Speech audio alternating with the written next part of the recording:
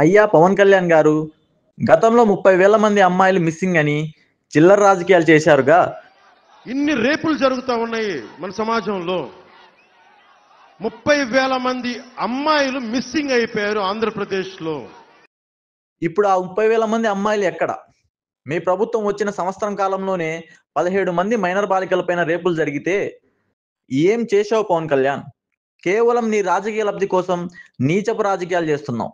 ఇంకా టీడీపీకి 15 సంవత్సరాలు బానిసత్వం చేయాలనేసి అసెంబ్లీ సాక్షిగా మాట్లాడావు చూడు, అక్కడే తెలుస్తుంది నువ్వు ఎంత చేతగాని సన్నాసివో అని వైఎస్ఆర్సీపీ సోషల్ మీడియాలో వైరల్ అవుతున్న వీడియో.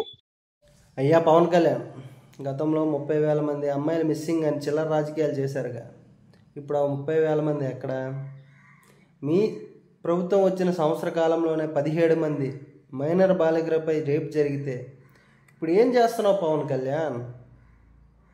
కేవలం నీ రాజకీయ లబ్ధి కోసం చిల్లర రాజకీయాలు చేస్తున్నావు. ఇంకా అసెంబ్లీ సాక్షిగా 15 సంవత్సరాలు టీడీపీకి ఊడిగం చేస్తానని చెప్పుకుంటున్నావు. అంటే అర్థమవుతుంది నువ్వు ఎంత చేతకాని రాజకీయం చేస్తున్నావు అని.